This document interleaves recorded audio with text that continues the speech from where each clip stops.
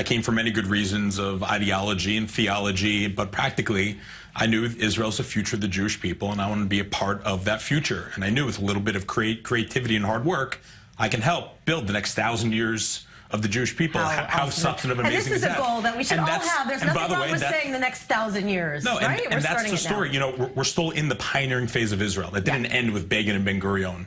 And the idea that Zionism begins when you get to Ben Gurion Airport, doesn't end when you show up here, is something that we all need to understand. Right. So, but when I came alone. And that's okay. I'm a happy, lucky guy, and you're happy to be home, but you're still lonely. So I came, and I didn't really have friends and family in Israel, and I came to Tel Aviv, and I started building my life. But you know, you want more, and you want more in a new home, and you want to connect more. So I did some research, and I found that my grandfather had a second cousin. My grandparents are survivors, Katie and David Friedman. My grandfather from Poland had a second cousin who I never knew, who he grew up with in the shtetl, who was also a survivor living in Haifa. Wow. And so I did that research, and even though I didn't know her growing up, and even though there was a blood relationship, I didn't know her, but I went to visit, and we just fell in love with each other. Scylla Dunkelman. And one of her sons had moved away, and her husband had passed away. And I would say she was a little lonely, but I can tell you that me visiting her first monthly and then weekly, and then I'd have to call her to say Shabbat Shalom, and if I didn't, she'd call me. Why didn't you call me to say Shabbat Shalom? Why didn't you call me to say Shabbat Shalom? She really became my adopted grandmother. And although it did a lot for her, it did far more, I think, for me being here, having not just a physical connection to the history and story of Israel and the Jewish people, but an actual person here who cared about me, who loved me, who I built a relationship with. And even though, thankfully, I have all four of my grandparents, then I had someone here. Yeah. And ...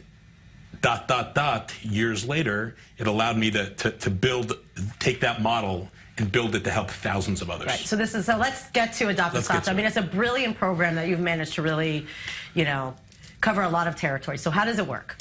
So Adopt a Savta, first of all, for your viewers, Savta means grandmother in that's Hebrew. Right. We're assuming everyone knows Savta is grandma. Adopt a Savta. That being said, we work with the Savta too. We work with the Savtas. We love grandfathers. So it's on a big brother, big sister model.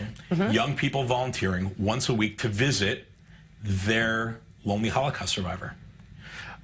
Israel has about 136,000 survivors left.